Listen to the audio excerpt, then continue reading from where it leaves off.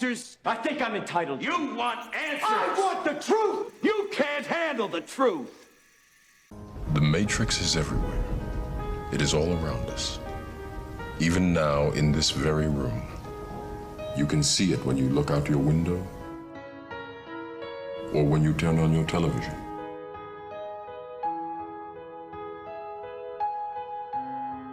You can feel it when you go to work.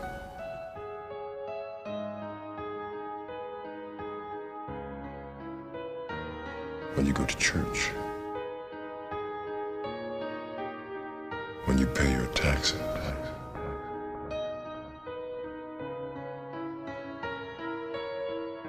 It is the world that has been pulled over your eyes to blind you from the truth. You take the blue pill, the story ends. You wake up in your bed and believe whatever you want to believe. You take the red pill, you stay in Wonderland, and I show you how deep the rabbit hole goes.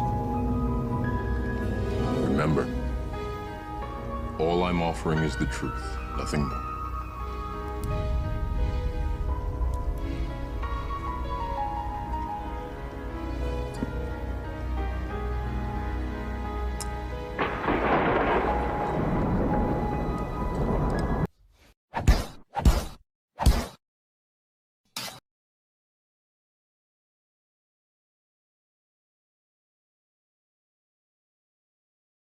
Looking at the world today, it's very obvious to understand why the Father commanded us not to be of this world. When we look at many of the practices, holidays, and rituals that we participate in, the reasons we should not be of this world become so clear.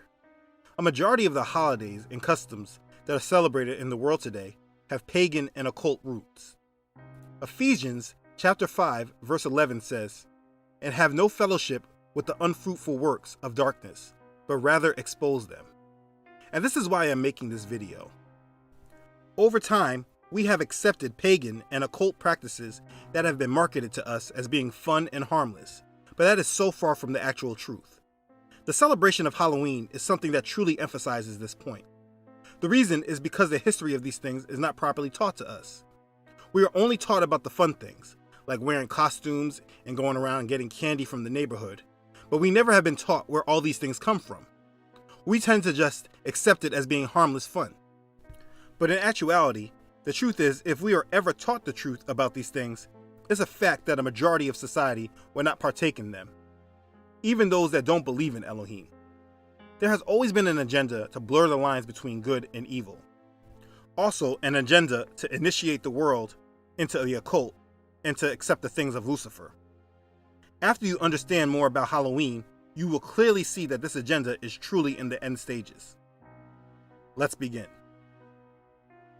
Before we get into the history, let's talk about what Elohim says about this subject. At 3 John chapter 1, verse 11, it says, "Beloved, do not imitate what is evil, but what is good. He who does good is of Elohim, but he who does evil has not seen Elohim." Romans chapter 12, verse 9 says, "Let love be without hypocrisy. Abhor what is evil. Cling to what is good." And lastly, 1 Thessalonians chapter 5, verse 21 and 22 say, "Test all things. Hold fast what is good. Abstain from every form of evil." So this probably isn't a newsflash to you, but Elohim hates evil. But maybe what you may not understand is that he wants you to hate evil as well and have no fellowship with it. So what now needs to be proven is why Halloween is evil. Because many people think that if they just don't do the demons and the goblins, but have nice harmless costumes, that they aren't doing anything wrong. Or maybe if they do a trick-or-treat even at their church, then it's all good. Now that you understand through scripture that the Father wants us to abstain from and abhor every form of evil and not imitate it, let me show you what Halloween is. While Halloween masquerades as harmless, childish fun, it's serious business in the occult world. Witchcraft, Wicca, Satanism, and paganism believe on the night of Halloween, devils and spirits are unleashed. They perform their most hideous and potent rituals on the night of Halloween. Halloween glorifies death and worship to Baal or the devil. Now we can go back deep into paganism with Nimrod and Semiramis to find its pagan roots. but much of what is done in Halloween comes from the ancient Druids. Halloween began over 2,000 years ago in the 2nd or 3rd BC among the Celtics and their pagan priests called the Druids. The Druids are thought to be by many history's king of the occult. Witchcraft, Satanism, paganism, and virtually all facets of the occult acquire instruction from the Druids. Halloween can be traced directly back to Samhain, the ancient Celtic harvest festival honoring the Lord of the Dead, also known as the Lord of Darkness, aka Lucifer. Druids were devil worshippers. The Druids recognized summer and winter seasons. They celebrated 2 special nights of the year, Beltane and Samhain. Beltane took place on May 1st and marked the birth of summer. Samhain occurred on November 1st. It signified the death of summer. Samhain means summer's end. Just Google Samhain, summer's end, and you will see the date each year. Now, the word doesn't look how it's pronounced. Samhain is a night celebrating death and hell. It was the Druids' most important ritual. It was a terrifying night of human sacrifices, and it was the original Halloween. So Halloween and Samhain are the same thing, but let's keep going. The Druids' New Year started on November 1st, so obviously their New Year's Eve is October 31st. The Druids believed that on this night, all of the people who died in the past year would rise up and search for the passageway to the netherworld. On this night, the passageway or veil between both worlds was its thinnest. Their lord, Samhain, would roam the earth in search of these souls to capture them and take them to the world of darkness. To this day, some people put lights in the windows to help the dead find their way and keep Lord Samhain away from taking them. The World Book Encyclopedia states, the Celts believed that the dead could walk among the living at this time. The living could visit with the dead. This ancient belief was even paired with the ability of some people to communicate with these spirits of the dead. And at Samhain, this was something to be embraced, even celebrated. They felt they surely could find some way to capitalize with communicating to these spirits, like gathering occult power or the spirits giving them knowledge, etc. So this is where Halloween and its customs started, with the Celtics and their pagan devil-worshipping priests, the Druids. So as we move more into history, we go to the beginning of the 7th century, where we see Pope Gregory I. The Roman Catholic Church was moving along with their world domination in the name of God, and they were now seeking a mass conversion of Britain and Ireland, where of course the Celtics are from. In order to assist the conversion, instead of doing away with the native people's customs and beliefs, the Pope adopted them. They didn't do away with Samhain, they adopted it, but changed the name. Samhain to the Roman Catholic Church was now All Saints' Day. In the 8th century, Pope Gregory III is said to have moved the date of All Saints' Day from May 13th to November 1st, again the same day as Samhain. He did this when he dedicated a chapel in St. Peter's in honor of All Saints. All Saints' Day, also called All Hallows' Day, Hallowmass, or Feast of All Saints in the Catholic Church, is a day commemorating all the saints of the Church, both known and unknown, who have attained heaven. This is a day of celebration and prayer to the dead saints. This is not biblical in the slightest. In Latin America, this time is also known as the Day of the Dead, again with people praying to the dead. So October 31st, the night before All Saints' Day, also known as All Hallows' Day, is the time of the most intense activity, both human and supernatural. They believe it allows the souls of the dead to come back to earth and walk among the living on this day. This is the eve of All Hallows' Day. Let me break it down. The day before All Hallows' Day, October 31st, was recognized as All Hallows' Eve. Remember, All Saints' Day is also known as All Hallows' Day. Hallow replacing saints.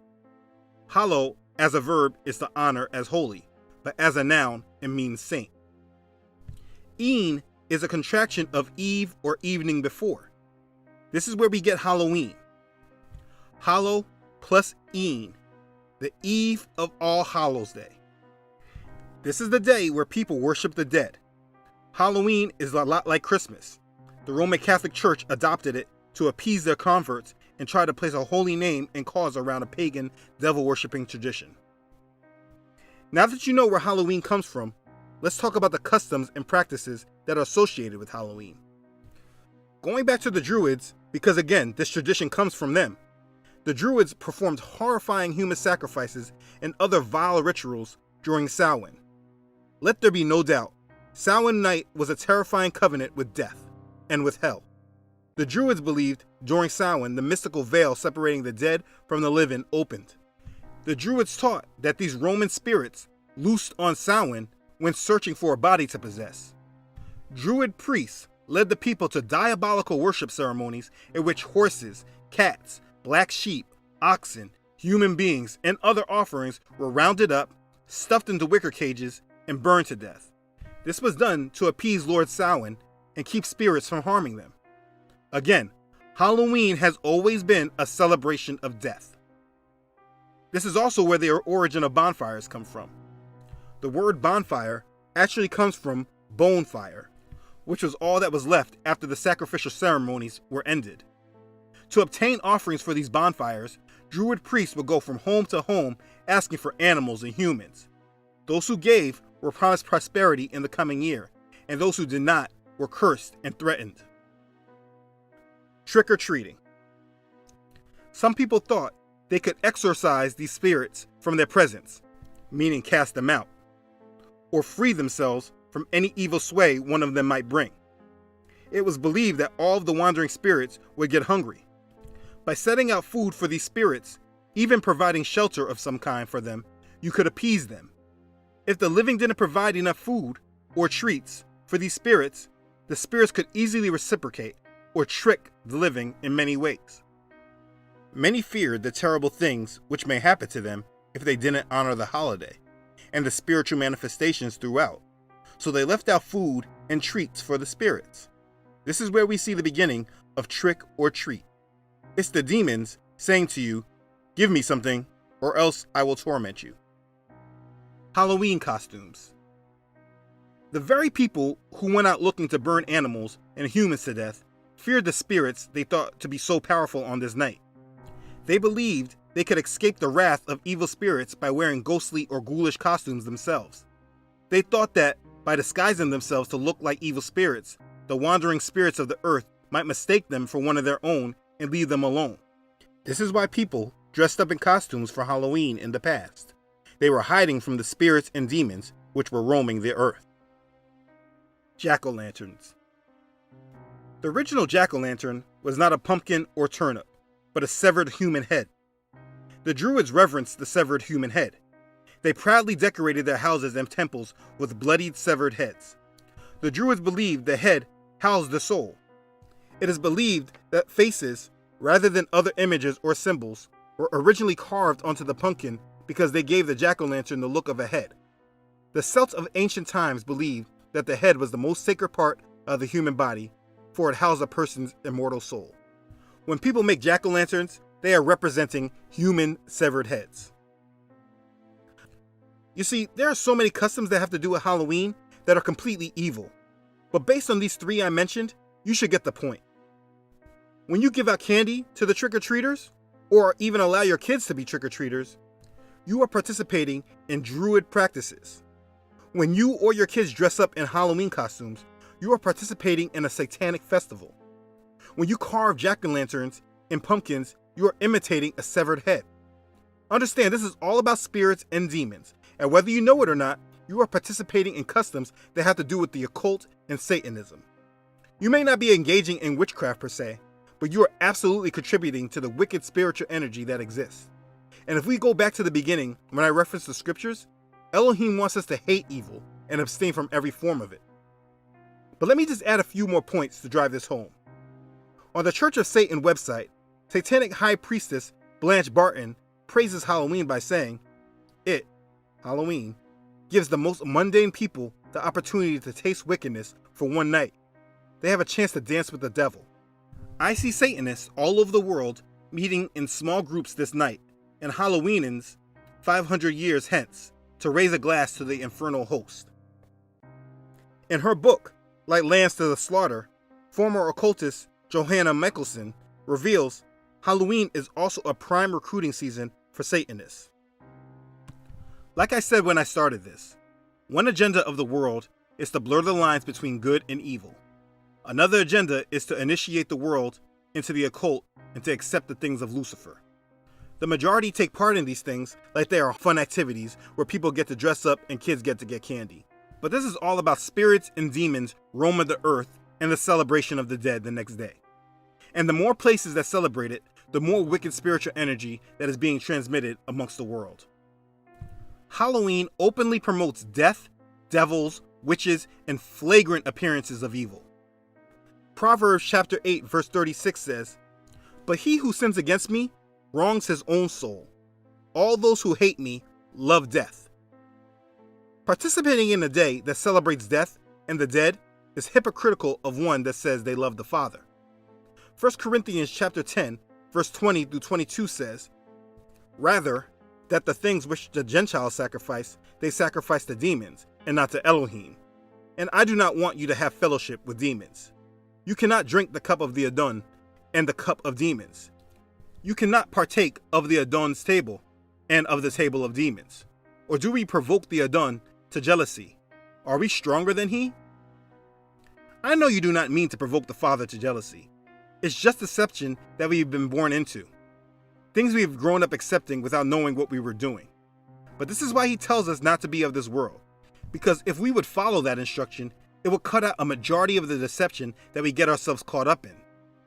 In the last scripture I just gave, it says he does not want us to have fellowship with demons. You can't drink the cup of Elohim and the cup of demons.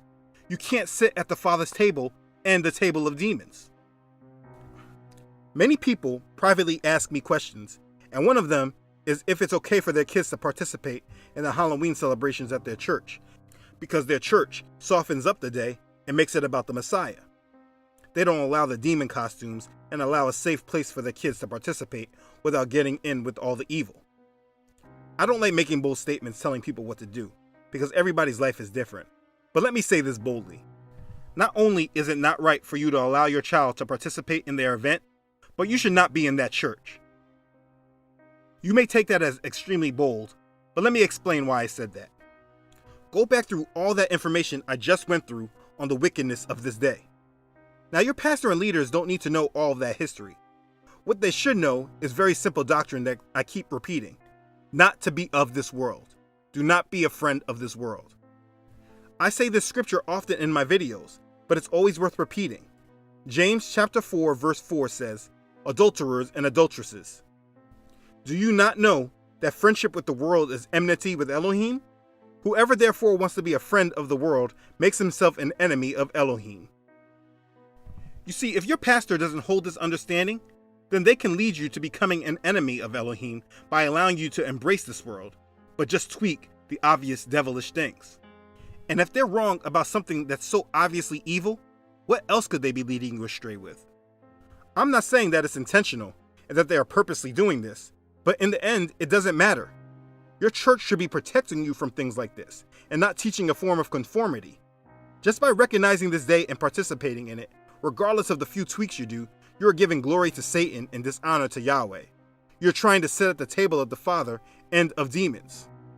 First, I understand what your church is trying to do, and if it were that simple, life would be much more simpler. But we need to stay away from all of this wickedness completely, acting like the day doesn't exist.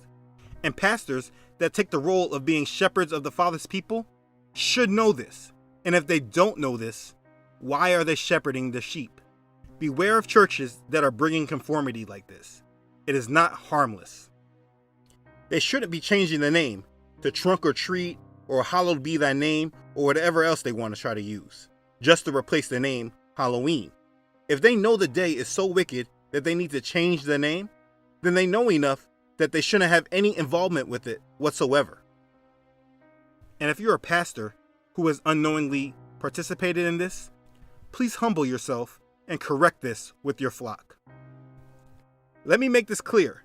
I'm not judging you if you have participated in this in the past. It's deception, and we all have fell for different forms of deception in our lives. This is the goal of the devil, to deceive us. So I'm not going against you for your past. I'm trying to assist you with your future and your children's. Be happy that we have been afforded more time and our time has not run out on us. We have time to correct our mistakes and repent from them. This video was made to first inform you of the things that you might not have been aware of in hopes that it leads to repentance and correction. We all are not perfect, but we need to examine our lives and look at the things that we do and partake in. The Bible, the word of Elohim, gives us instruction, and if we place it as the authority and not the ways of this world, we will cut out the amount of deception we fall prey to. The devil preys on our ignorance and lack of knowledge. He preys on the fact that we do not read our Bibles and trust our pastors to steer us in the right direction. Let me end this with clear instruction. Stay away from Halloween. Do not allow your kids to celebrate it. Don't let them dress up in costumes. If it is a problem for them, keep them out of school on that day. Do not do any trick-or-treating. Keep the light off at your home and don't answer the door when people come knocking. No costumes for you adults either, no matter how small. And no Halloween parties, not even if all your friends are going or you have the best costume. Stay out of it. You need to literally act as if this day does not exist and continue to worship and communicate with the Father. If you feel weak about something, pray about it and give it to Him. I feel that this year 2018 there's going to be a massive amount of wicked demonic energy generated. You do not want to be a part of it. By participating, you make yourself fair game to spirits and demons. Satanists and witches convene together and cast many spells on this night. This is not a day of fun, but of extreme witchcraft, and none of it is Halloween, or should I say, Helloween.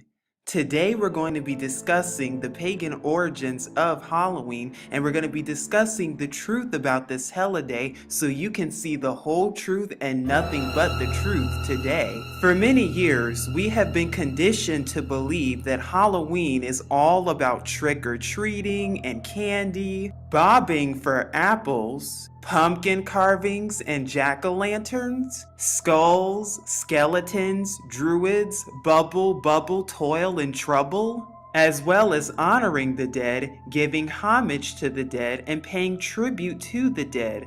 But where does this holiday really come from, and why is it celebrated and hallowed today? That and more to come. As you may or may not have known, Halloween has been regarded as a celebration for thousands and thousands of years, only it originates from and traces its origins all the way back to what's known today as Samhain. Now what Samhain is that it's one of the 8 major Celtic holidays, and it's also known as the 8th and final one, and it also marks a final Sabbath. Now it's also known as the Witch's New Year, and it marks the end of the harvest season, halfway between the fall equinox as well as the winter solstice. Samhain is a time to celebrate the dead as well as honor and pay homage to those who have passed on, and paying respects to the elders and their ancestors, to those who have died and passed on to another life.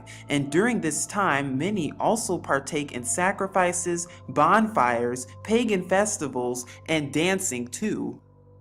There is also magic, witchcraft, sorcery, spells, and summoning that is also involved.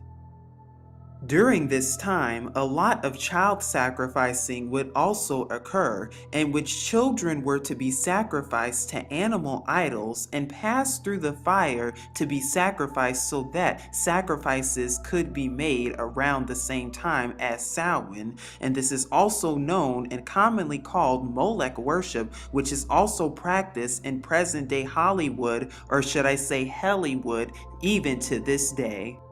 And the reason that you see Halloween being associated and attributed with the nighttime is because it worships and honors the dead, henceforth the graveyards, demons, full moons, bats, owls, ghosts, ghouls, goblins, as well as scary jack-o'-lanterns, which is also where scary stories originate from.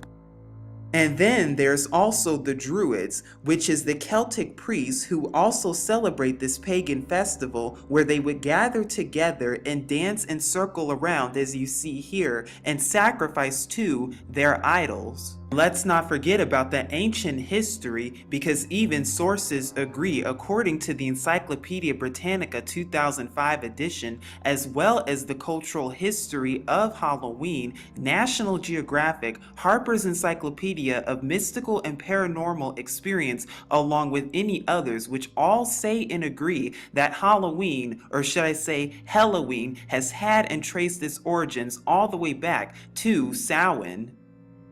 And now we're going to be giving a brief timeline of Halloween, because did you know that nothing new is under the sun when it comes to jack-o'-lanterns and pumpkin decorating? Because even in the ancient African times and Indian times and many other cultures, carving gourds into elaborately decorated lanterns dates back thousands of years to Africa as well as many other places.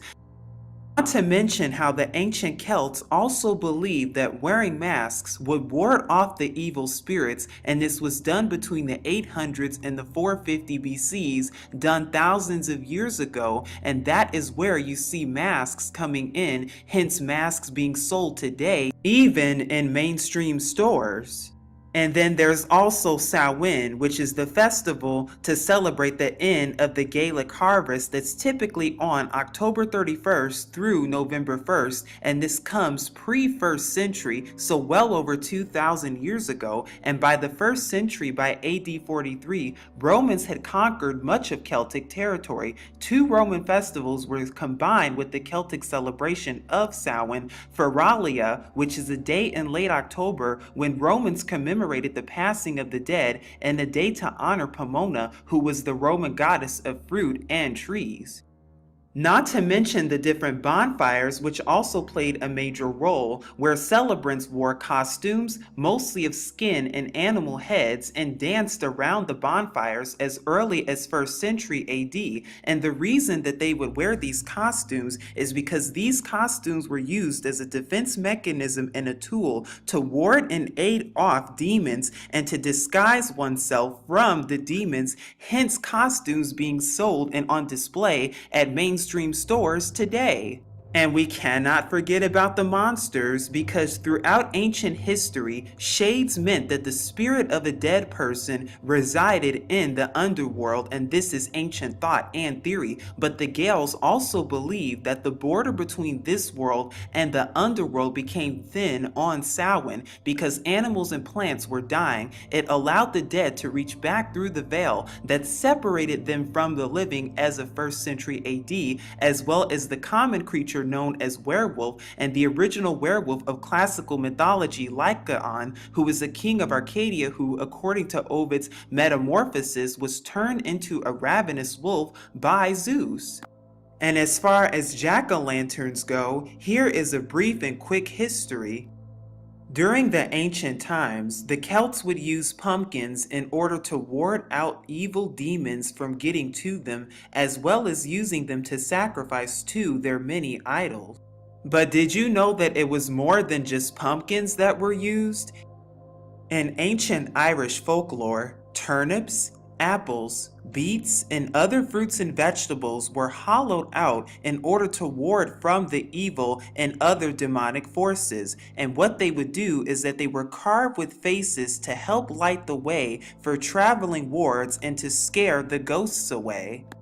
And in case you're wondering where jack-o'-lantern comes from and why that term is prominently used for pumpkins and many other carvings, during the Celtic sacrifices and the rituals, common stories would also be told, as well as mythical folklore, and one of the stories that was commonly told was the story of Jack, also known as the Jack story, where Jack tricks the devil into agreeing to never collect his soul, hence jack-o'-lantern.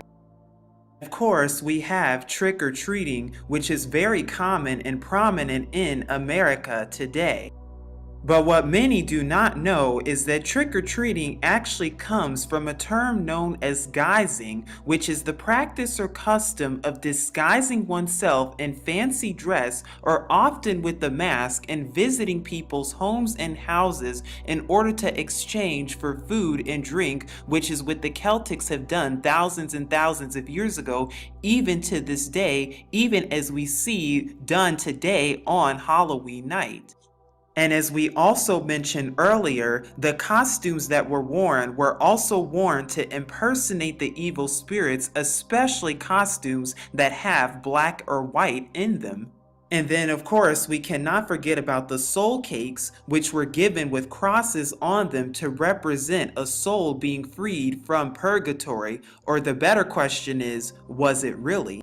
The tradition known as bobbing for apples, which represents fertility and immortality and also has to do with the tree of knowledge. And also back then, girls would do this, and girls specifically would bob their heads for apples as a practice and ritual for divine purpose. With many other pagan customs and cultures and traditions that's commonly associated with Halloween, as well as the abuse and the satanic abuse and rituals as well, because this even says X-Witch reveals the ritual satanic abuse that happens on Halloween night. X-Witch Beth says she used to love Halloween until she connected the dots.